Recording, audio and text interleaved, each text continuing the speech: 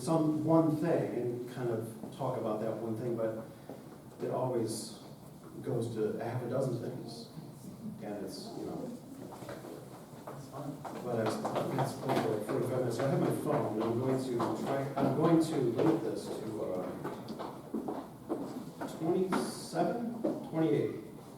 28 minutes. I should be able to do this in 20. Because I read something, there's some Christian ministers I follow on Twitter. They say, if you can't give a message within 25 minutes, your message is too long. So, unfortunately, John's not here. And I would say that if John's not here, if John was here, so start. I have 28 minutes. Last Sunday, I printed out this something of what Father spoke. This was from Father's speech, Total Identity, which is in God's Will in the World. And it's really the only thing I read is God's Will in the World. And the reason why that's the only thing I read is when Father himself chose those speeches. And Father was what? He was in Danbury, right? When he chose those speeches. And all the best writings that any persecuted person has ever written has been from prison. You have Paul, you have Martin Luther King, who he wrote. What was it? I forget it.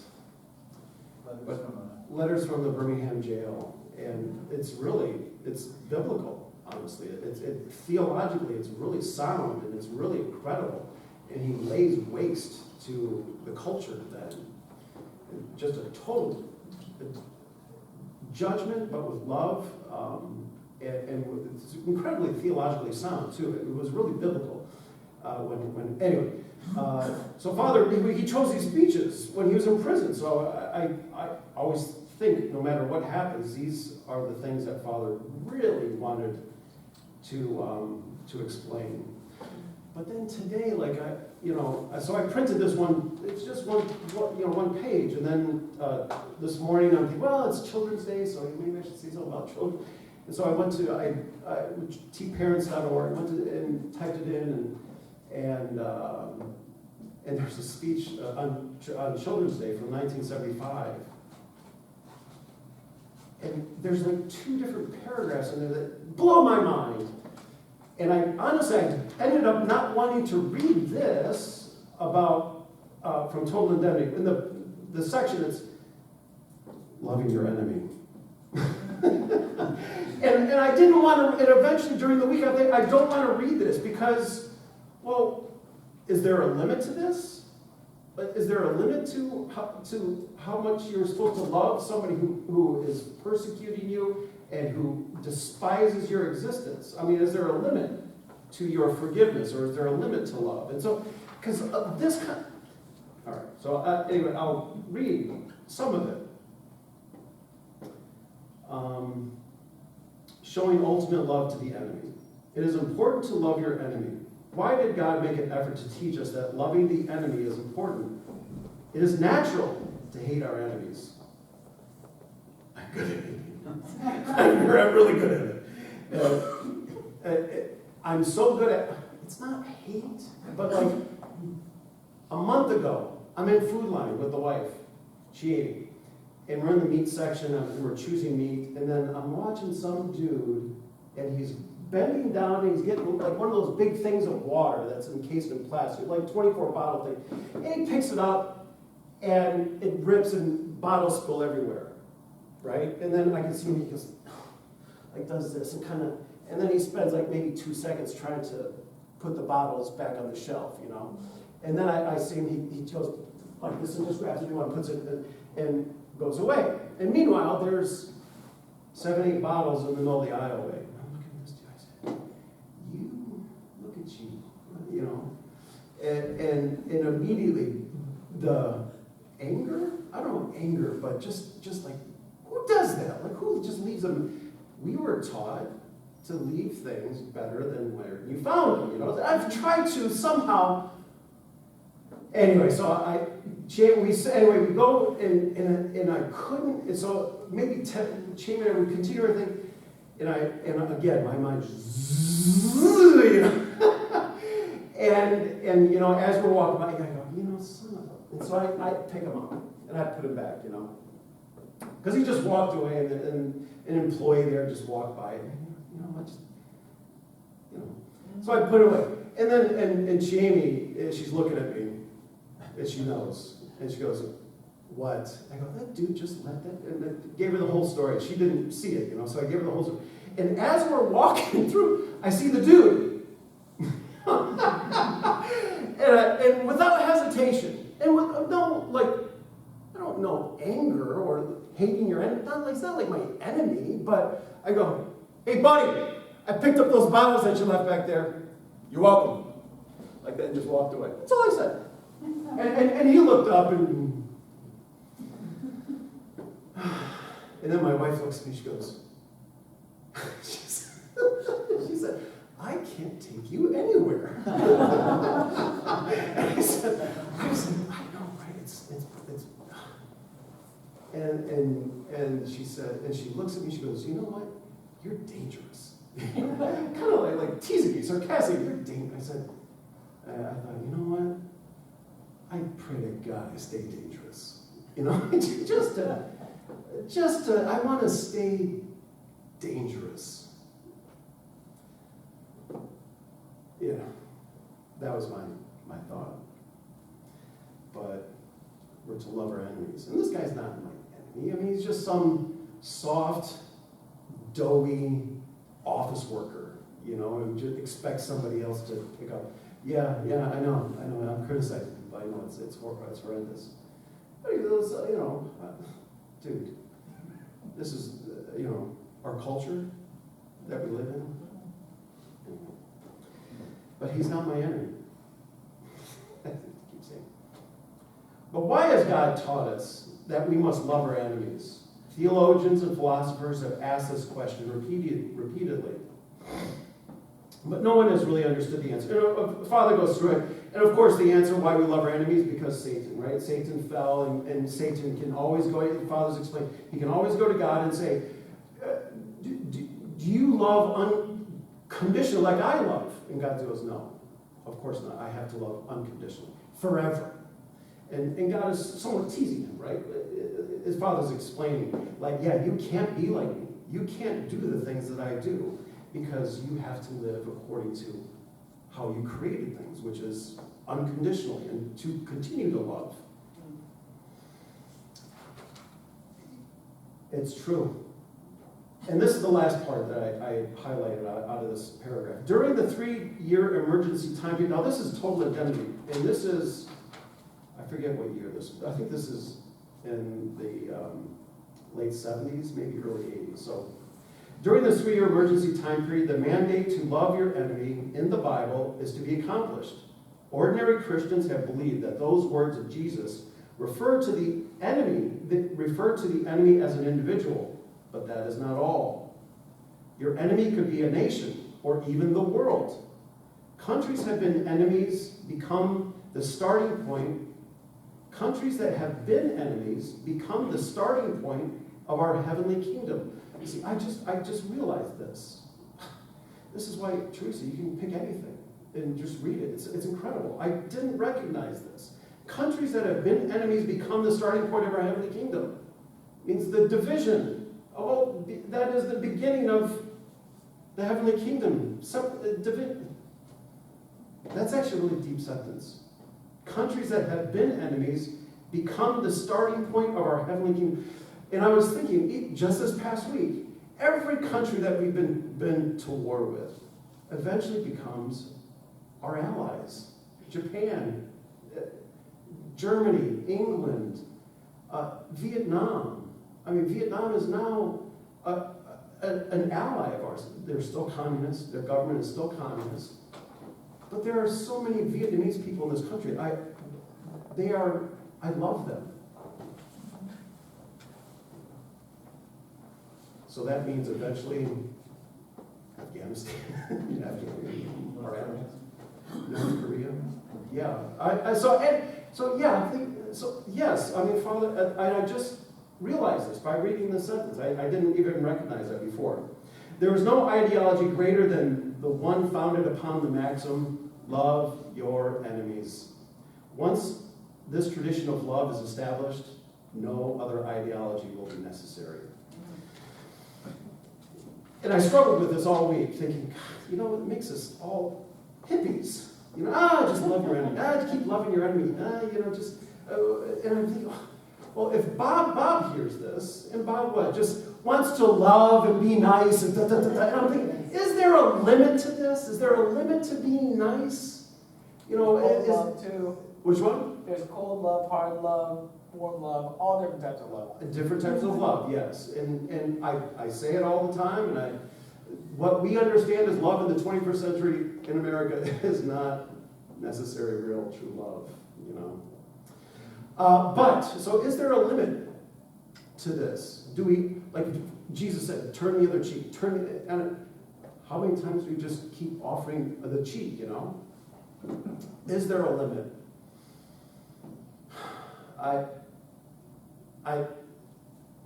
Yes, there's a limit. And just reading this morning, I was thinking, True Children's Day, should I say something about true children? And boom, it's right there in the speech. In this speech, it's unbelievable. But loving your enemy, there is a limit. In New York, I just thought of this. In New York Park, when I was driving one of the vans, the transmission went out, and I took it to some dopey place. I was, a 21-year-old kid. Took it to some shop at like 10th Avenue, and they don't do transmissions. They send it someplace anyway. And this guy ended up keeping our van and wouldn't let it go because we didn't pay, or we wouldn't pay, or something, or he was charging way too much. See, he was scamming us somehow, right? And and while he's not letting our van go, I think we had paid him, but maybe we just paid him a certain, whatever it was, right? But he was a shyster. And I remember Sassano, he said, this is really great. He says, why do we always have to love our enemy? He said, maybe we should beat him every once in a while, you know? and I, in the back of my mind, while I'm dealing with this dude, I'm thinking, you know what? That's it. And so I said, all right, buddy, stay right here. I go out onto 10th Avenue or whatever, and I call the cops, 911. And tell them there's a fight. So they end up coming. I think I'm probably arrested now. But so I got them there under the police over there under false pretenses, and kind of explained to the cops. And they go, "All right, let me talk to the guy." And so the cop goes into the shop, talks to the guy, and the guy goes, "Listen, he's not going to let the car go, you know, the van go, just whatever, just pay him or whatever, right?" And I said, I am not paying this dude any more money for this. Anyway, so then I start arguing with this dude, like out on the street, and we're not getting physical. There's no threat of violence or anything. It's just we're getting loud, you know, normal.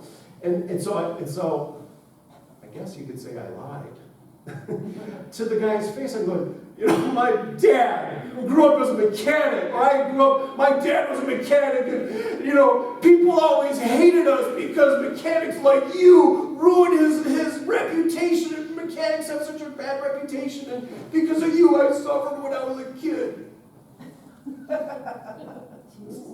Like tears, yeah. And then the guy, all right, come with me. And he gave me the keys of the van.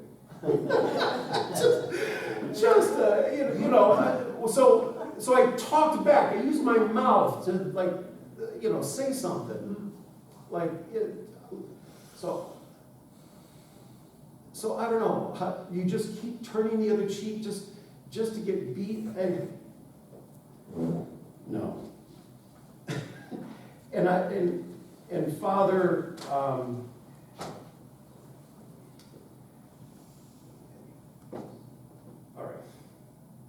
We know as Unification Church members that we're going towards heaven. This is 1975. This is in Children's Day. This is in Belvedere.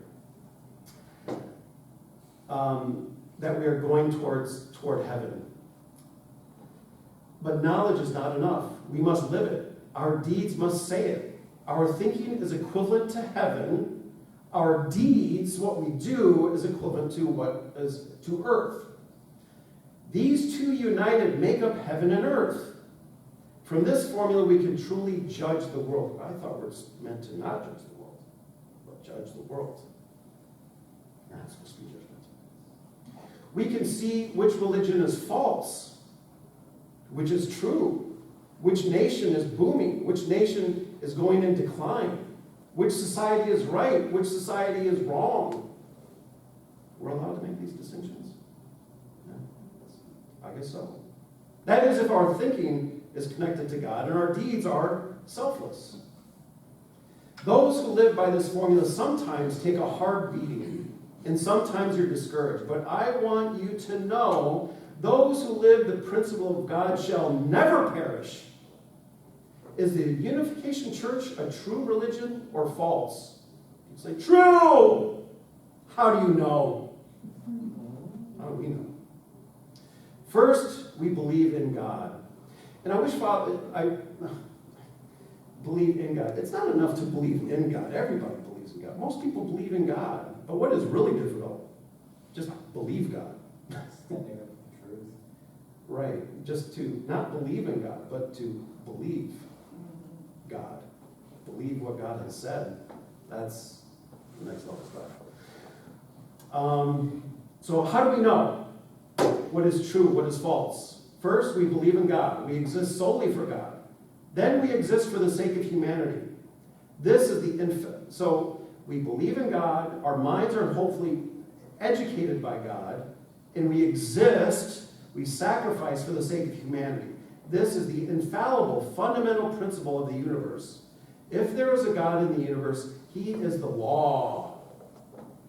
Nobody can change God's law arbitrarily. If God's law never changes, then no matter what the world says about the Unification Church, we will never perish. We are going to be prosperous because we represent the love of God. It's difficult to say this when we have such a small church, right? You almost feel, but you know what? Honestly, if I was speaking to 5,000, if we were a quote unquote mega church, I would find that really suspicious. I really would. I know a lot of our leaders have proclaimed we should become a megachurch. Listen, I get it. We eventually want the world to accept us, but that's not the way of the world. The way of the world is not acceptance. It is not the way of Christ. The way of the true God has not been acceptance. It has truly been persecution, unending. I don't know it, but to say this, that like the Unification Church will never perish and be but if this, of course, I wish we were growing, but if in some way the Unification Church is demolished, God has no hope in this world. If the Unification Church vanishes, then the love of God will vanish from this earth, and the love of mankind shall vanish. I don't feel that important. Do you? I don't feel like, I hate to say this, sometimes I wish the church would vanish. I think that. It's maybe my shame. But so God really worries every day whether the Unification Church will vanish. God cannot afford to let something happen to the Unification Church. All humanity and all the things of creation cannot afford it. It has been God's ardent desire to find such individuals, such a devoted family, tribe, nation. As long as we are on God's course, we shall never perish. We will never perish if we follow these principles. The more we act, the more we march, the more our future will be opened up.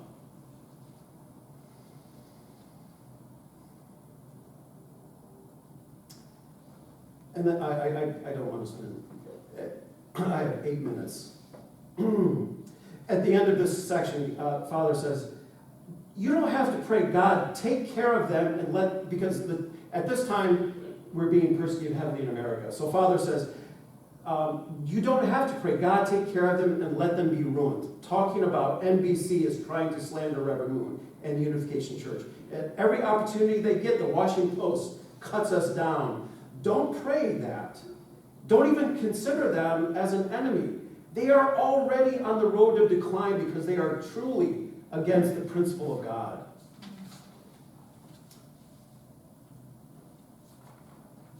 So don't pray for them to be ruined.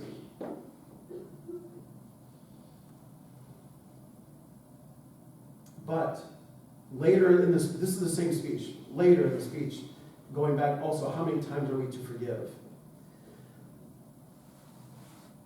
Father is talking about communism. God is always on the right side. God uses communists.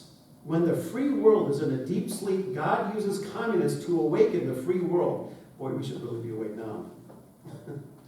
Religious people must bind together to show God we have a superior unity and the dedication to a superior to that of communists. That's why people like Mao Zedong and Brezhnev know me. If we really have the power to win over the entire communist world, who can compete with us? God is on our side. Humanity is on our side. There is no one else to compete with us.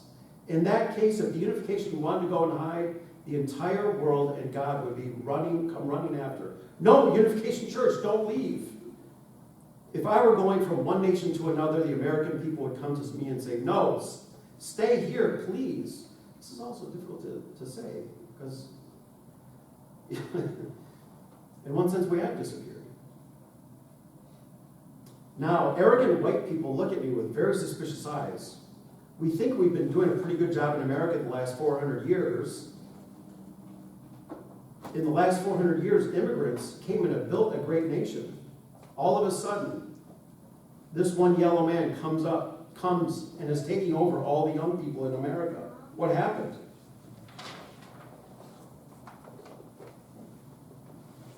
I want you to know that they are wrong about these people who are saying bad things about the church and about Father. I want you to know that they are wrong, because I have never posed as their enemy, only as their friend. I came to help restore this country. And then Father goes, many Jewish people think I am anti-Semitic. Why is that? Because he came as a Messiah. Yeah. Was it also because, yeah, maybe, yeah. You said that the Jews fell. And they're paying for their sin for killing Jesus. That might also be. It might have made a remark about the Holocaust too. So that would make So many Jewish people think I'm anti-Semitic. Nothing could be further from the truth. I'm a friend of Israel, and I have stood up for their cause. I'd like to know, what does he mean by that? They did a whole bunch of marches in basic Israel, bringing peace in the Gaza Strip and everything too. So Those who circulate such erroneous information hate us. They're trying to create animosity towards me. Those who circulate erroneous information hate us. They're trying to create animosity towards me. So the world lies. The world is lying. The world has lied. Will continue to lie. So again, this will be my last. So how many times are we to forgive and turn the other cheek and to let people not know the truth? Let's say they hit me one more time. And this is in the same speech on this Children's Day. Let's say they hit me one more time, we are silent. They hit me a second time, we won't say anything. They hit once again, and they think we are paper tigers by that time. But when they come around the fourth time, we strike back. The fourth time. Even in our world, when innocent persons are persecuted by evil people, soon people will rise up for the cause of that righteous man. By the same token, we are doing so much good for America and for the world. But if this world continues to attack us, even God's patience will run out. I thought we were supposed to turn the other cheek forever. God will finally say, hit right back at them. Each one of us is comparable to 1,000 soldiers. What does he mean by hit right back? I don't think Father's not promoting violence, of course not. But what did Father do soon after this? He created and founded the Washington Times. I cannot suggest highly enough to subscribe to the Washington Times. It's like an alternate universe, especially with what's going on in Israel and Gaza. Almost every headline that you read from Reuters and the Associated Press is coming from a certain perspective. And Father's intention with the Washington Times was what? To fight the commies, to fight evil. And that's what Father meant, I think, by the fourth time. To speak, to use our mouths to combat evil. And it's risky. It's not comfortable. By using our mouths, I mean, risky means, I want to put up a picture here. I saw this picture on Twitter this past week of this, it's a sculpture of a saint, Saint Bartholomew, who was an apostle of Jesus. And you look closely, and this statue, his skin has been removed. It's only his muscles that are showing. And it looks like there's a robe around his neck, like one of those Roman-type robes, right? You know what it is? It's his skin. He's been flayed. And it happened. It's reality. St. Bartholomew was skinned alive. And this statue is in this church somewhere in Europe. But you can tell, once you look more closely, you go, yeah, he's missing his skin. And then you can see the skin that's draped out. You can kind of see the skin of the fingers around. And speaking the truth, it does not come easily. It's not comfortable. And it will be risky. And I'm not saying I was speaking from a selfless point of view to that guy in the grocery store, or even that guy, the repair guy. Sometimes I feel my mouth is writing checks that my body is not going to be able to cash. It means I'm going to get my ass beat, one of these days. But I'm not saying what I was saying was truth. I'm not saying that at all. I was almost saying that from kind of a selfish perspective. But I pray to God when the time comes to stand up and finally to speak against evil, that I have the guts to do it. And that I can, no matter whether it's people that we know or something, and there's a risk. There's always a risk to speaking the truth. It's never that megachurch. It ain't coming, And because I'm not saying that we should die or be flayed open, but there's a risk that sometimes the checks that our mouths will write, our bodies won't be able to cash. And boy, Father took the beating ultimately, and Christ took the beating badly to death. And because of their sacrifice, because of their sacrifice, later, thousands of years later, we have liberty and freedom and light and the beautiful nature. And this just a couple more minutes. One last story.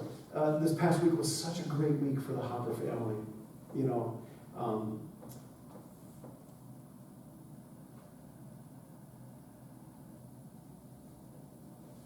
I changed Chiani's brakes. and they work, because Father gave her to me, right? And she's so wonderful, she's so innocent, and she's so sacrificial. I don't know if, I wanted to speak about, but I'm not going to, I don't know, Father it says somewhere in God's will in the world, he says, in the future, our church, there will be no problems with division. Because you will be able to see and discern who's sacrificing more. And then whoever's sacrificing more, they are the true leader of the church. Boy. I couldn't find it. I have it. I can't. I read this a couple years ago. That's amazing. Father said there will be no division in our church because we'll be able to see who sacrificed. I don't know who's sacrificing more. I really don't. H1, H2, our group, I don't know who's sacrificing more. I really don't. In one sense, I don't care. Because the only thing I know is that my wife sacrifices a lot. Like, she has sacrificed a lot. And so this week was a great week for the Hopper family. She, on Tuesday, she said, my brakes are not working well. I'll take it in tomorrow. It's my day off. I said, no problem. I can change your brakes. Like they started squeaky, right? And I changed them. And that was just some YouTube mechanic, because of YouTube. It's great. And she was so happy. And sarcastically, she goes, today I'm so respecting you. You're so high for me today. I said, there's always tomorrow. Wait.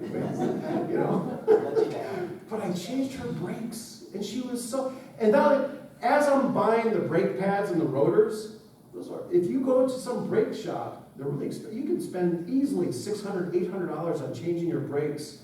This stuff was like less than $200 to buy the materials, And so I told the guy at the thing, I said, how much would this actually cost if, because the repair shops get their stuff from, AutoZone or whatever, right? He goes, I said, I want to tell my wife how much I'm saving her. He goes, don't say another word. I got this right here. he really jumped on this, and he said, yup. He goes, tell your wife, and so I ended up saving like $400 or something ridiculous. And so I showed him the receipt and told her about the guy at AutoZone. He was so excited and so she was just over the moon. She took me out to dinner. So it was wonderful, and Christ's sacrifice has allowed us to live in this wonderful, comfortable, beautiful society. So I pray to God in order to continue our liberty and our freedom, that when the time comes, all of us have the guts and our mouths can write the check that maybe our bodies won't be able to cash. And with that, that's maybe 30 minutes. That's good. Let's pray. Father, the future, because of what Christ has done, because of what true parents have sacrificed, because of what the people who have followed Christ and true parents have done, that sacrifice is not disappearing. Your heart has been moved. Your indemnity, the indemnity has been paid. The price has been paid. Father, I pray that we too can participate in the providence to continue your providence here in this country, in this world. Father, the pain and the suffering in this world is almost overwhelming. But because of the sacrifice that has been made, the pain will disappear. Maybe not in our lifetimes. Maybe not in the time that we want to see it, but it will disappear. The hope is so beautiful. The leaves are beautiful. The sun is so beautiful. The sun rises, the sun sets. The sun comes up again. Father, your grace and forgiveness will always be there as long as we are there to attend you. Father, may our hearts be moved. May our bodies and our mouths and our minds be moved to live according to your truth. Father, may we go forward with humility and sacrifice for others. Father, and I thank you so much for everything that we've been given, for the blessings that we are bestowed. Father, may we always live in gratitude, and I offer this prayer in true parents' name.